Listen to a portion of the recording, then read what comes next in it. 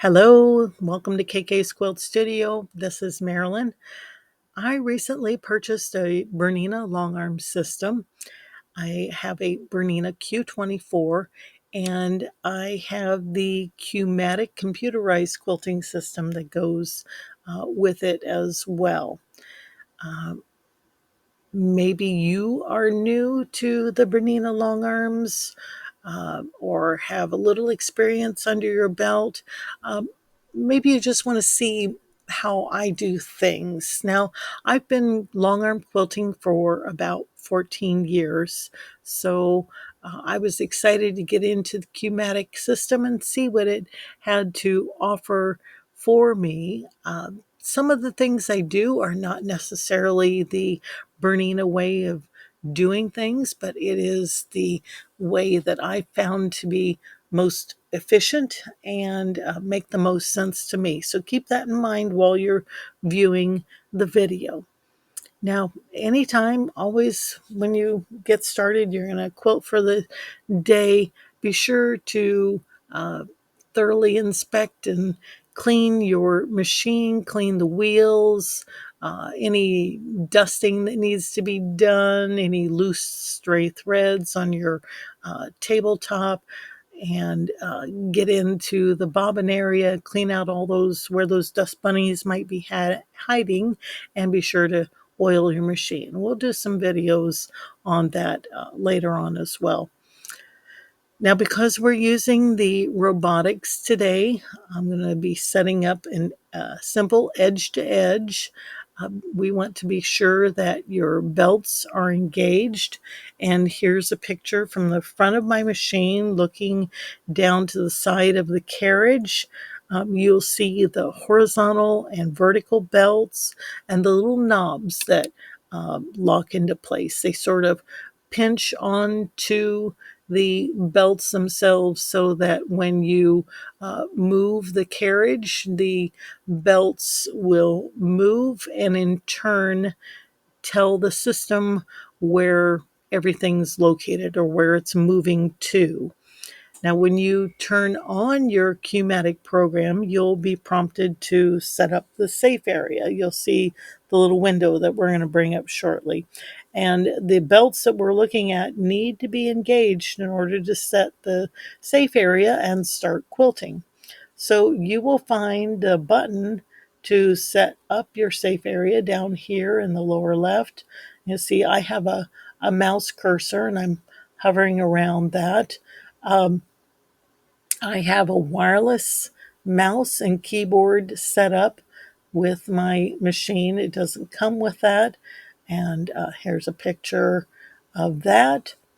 You can also find the safe area setting up here under the Tools tab, and you could just click the safe area. But I like buttons. They're quick, they're fast, and you should get to know which ones are which and become familiar with your program.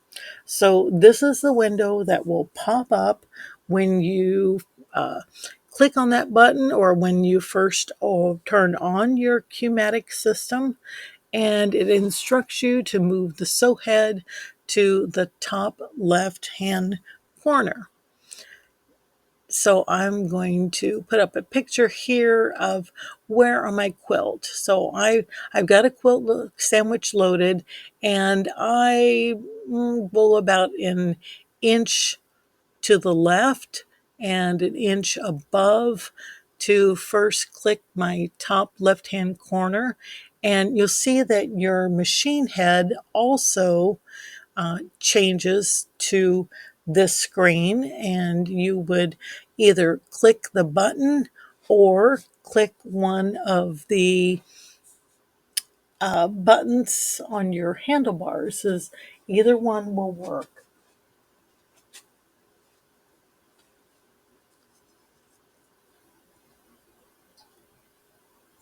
So I've told the machine where my upper area is, my upper left hand point, and now I'm dragging my machine toward me. You'll start to see a little red box form on the screen as I move my sew head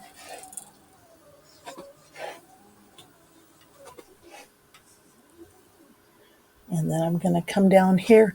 Now be careful not to bump into anything. Be careful not to bump your frame or bump your bars because you will knock your belts loose. They are somewhat sensitive, and hey, experience tells you I've done it before. I bumped, just got a little exuberant and bumped my bars and popped off the belts, and I got to start all over again, clicking those belts on. Once they come loose, yeah, your machine loses its mind. It, it doesn't know where it is. So okay, I'm down in the lower left. One other thing I wanted to tell you about setting the upper margins. You'll see now I have a crosshair. If I move that off, you can see it better. That indicates the needle position of my machine. So that is an indicator of where my machine's going. When you set the upper limits of your sewing field, your safe area, be sure to take into consideration the size of quilt that you are quilting. If you go all the way back to where the sew head bumps into the back bar, if you're doing a large quilt, you may not have room as the quilt advances if you're doing a design that fills up your entire safe area. So keep in mind where that safe area is going to be. You may have to reset the safe area if your quilt is large, and you'll see here as you roll up that quilt and the batting onto the take up bar, you have less room in your frame space to quilt. So take that into consideration when you first set up your safe area. You may want to come out 2 or 3 inches from that back bar and not set your safe area right up against it. Okay, now that we have the safe area set up, I'm going to return my machine over here to the left. You'll see the crosshairs going, and you'll see in a bit why I'm doing that, because we're next going to select a design. Well, actually, we're going to set up our quilt top. So I need to tell it what size my quilt top is, and that will assist me in setting up my pattern. Now, the default size is 60 by 60, and I'm going to call this quilt top 36 inches wide and say okay. I'm not going to worry about the height because I can't quilt 60 inches in height anyway. And this is one of the things that differs from what Bernina will tell you or other teachers will tell you. I only basically set up what I can quilt within my safe area and a little bit below. And as we progress, you'll see why. So right now, my quilt is a little bitty one. It's 36 inches wide. And then I'll just check the green spot. Okay. So now my screen has adjusted the grid with the dark brown outline. So that represents my quilt top. And you'll see that my safe area extends a little bit outside of that quilt top. The next thing I want to do is go over to the design center and pick a design that I want to work on today. I've loaded up a couple different star patterns, and I will do a video on opening from the design library as well. So I'm going to click on the Panto stars. I double clicked on my mouse, and you'll see that my pattern loaded to my crosshairs here on the left. That's a green circle. That's my start point. And that's the reason why I moved my design to the upper left, because I want to get my design loaded in that area. I don't want it quite that large, so I am going to adjust the size, which is this button down here in the lower left on the Tool Center tab. And know that if you have a question about the icons, if you're new, you can't remember them, if you click on that little eye, it reverts to words. So I kind of used this as I started out until I learned the pictures and the locations of the items that I wanted to use. So I'm going to return to the icons, the pictures, and I'm going to click on the resize. All right, now that puts a box around my design that we're using. And you'll see here in the information screen, I can adjust the size of this pattern on the screen or by the sew head or by the keypad. If I selected the keypad, I could click on the first box is the width and the second box is the height. I could click on either of those while my maintain ratio box is checked and just enter a number. So if I wanted a design that was 12 inches high, I could, or 9 inches high, I could enter 9 in the height field and it will automatically adjust.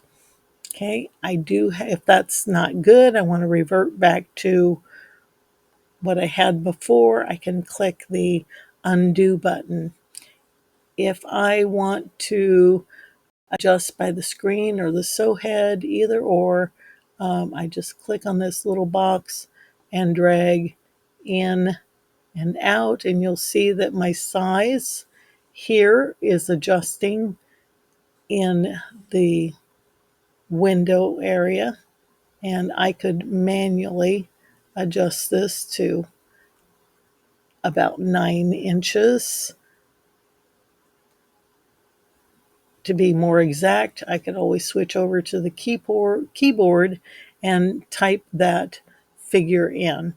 When I'm happy with the size, I'll go ahead and click the green check mark, OK. So I am ready to repeat my design across for the first row, and that is this little plus sign with the 3 boxes indicated. And you'll see that that repeats my design and joins everything together. So now I have one start and one stop. I'm going to do one more because I'd like to go just a little bit off my quilt. I can drag that design over. So I have left click on my mouse, hold that button down, and dragged it over. Now you see that this design is a nesting design, and that means that areas here are blank and they're blank up here.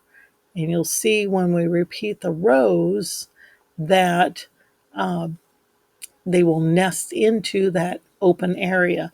So I don't want to locate my first row like this at the top of my quilt and leave all this unquilted space.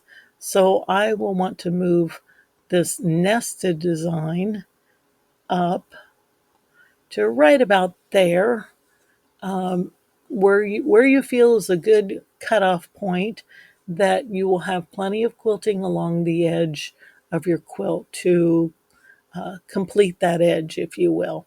Okay, now we need rows down, and that'll be the next button over here. And with this button, we can click the down. So we're going to go vertical rows, and I'm going to do 3, maybe 4. It's a pretty small quilt. Probably just 3 is all that I'll need. All right. And you'll see I don't need any horizontal spacing, but I do need vertical. I've got space between these rows because I said it was a nesting design. So the design, the Qmatic thinks that, well, here's the uppermost of this design, here's the lowermost of this design. So this is where I need to load that design. It doesn't understand that this design needs to nest up into that open area. So I want to go with the vertical setting, and I want to move those closer together, those rows. And you'll see I'm decreasing the gap between the rows, and that looks fairly close. I can also, now the default is 0.25, which is a 1/4 inch. I can also click on that white box and up pops my keypad again. I could go with something like 0.1, or however, if you have a big one that needs inches, we can decrease or increase a bit. I can also offset either to the left or to the right. I might go a little to the right with that design. And yes, I do have some open area here. Probably wouldn't be the design I would go to all the time. That's the way it's digitized, but I could always change that in Art and Stitch, but that's another lesson. So this looks somewhat. Let's do a little more. Probably going back to where I was. That decreases that open area just a tad. But okay, we're going to go with this design. We're going to go with that setting.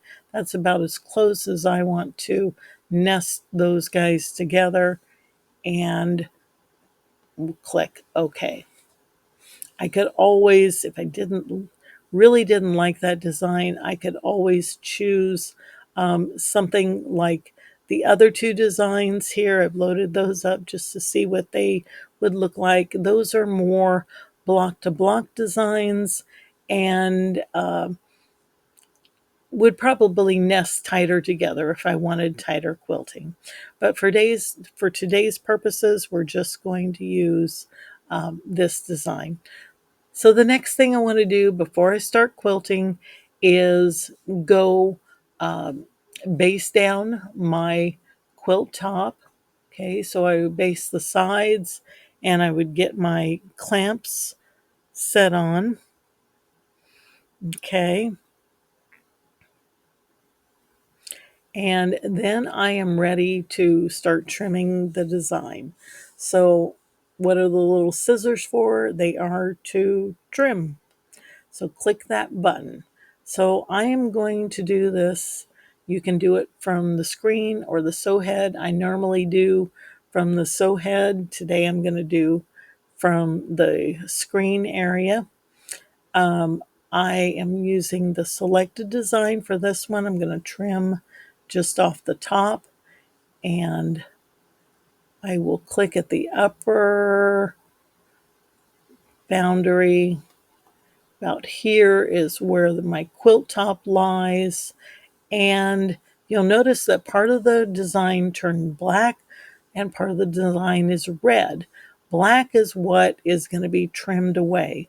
So in this case, I need to check the invert box. I want the red portion of the design to remain, and this black portion up above to be trimmed away. Now you'll notice there's a gray box, and that indicates my design outer boundary areas. So now we've got the dark brown for the quilt outline, we've got the red box that indicates safe area, and then this light gray box indicates the design selection boundaries. Okay, so one other thing, I can click in a preview if I want. I can click, yeah, that looks right. I want it trimmed off. I could also, if I want to do jump stitches, I don't want tie-offs or sewing, I could do the jump stitch. For this occasion, this is just a baby quilt and just a sample. I'm going to leave the jump stitches unchecked, but do know you have that option to do your own tie-offs. When we're ready, go ahead and click that green checkbox. Okay, I only want to, you'll notice I have 3 rows selected. I don't at this time want to trim all 3 rows. So right now they're connected. I'm going to go here to, again, the unconnect button. Okay, we did the edge to edge plus, the multiply, and now the unconnect. And it looks like a little broken chain. Okay, now my designs turn blue. I only want to work on probably these 2 designs. I can't get the 3rd row in my safe area, indicated by, again, the red box. The green box, or the light gray, my design selection box, has only 1 design. You see that's changed. Design selected is 1. So I want to group together the bottom or the middle row, and I can group that, attach it, or link.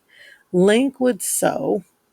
I am going to do tie-offs individually, so I'm going to group this row and this row, because I'll want to ungroup it and use this row and the bottom row for my continuous sewing. So these 2 rows are the only ones that I want to trim right now. So I have them grouped, and I'll check the green check. Okay, back to trim. And this time, let's go vertical, only the selected design. And depending on how far off your quilt you like to sew, remember my sew head is over here. You could actually click on the location of that. By this picture, my sew head is located a little ways off of my quilt top. You can put it onto the edge. I don't like to go too far off because I think it's a waste of thread. So I want to sew just a little off. Remember that I have my quilt top basted, so I won't be catching any edges of the quilt. Okay, and again, my inside is turned black, my outside is red. I need to invert the design. So I want the black areas to go away. Again, you can preview it. Looks good. And we will check the box. I need to trim this row. And again, I'm going to do it on screen. I'm going to do vertical. This time I don't need to invert. So I will go here, and the black is on the outside. That's what I want to trim off, and select trim. All right. So now I have my green start and stop. And this row has, well, this is for the first row, the green start and stop. And the second row has a green start and stop. I want to unlink those again. I shouldn't say unlink, but ungroup. I had them grouped. And I'm going to change the start and stop. So instead of starting everything on the left, I'm going to quilt all the way over here and then start this on the left. So here's my reverse sew button. And when I click that, you'll see that now my green is here on the right and my red is here on the left.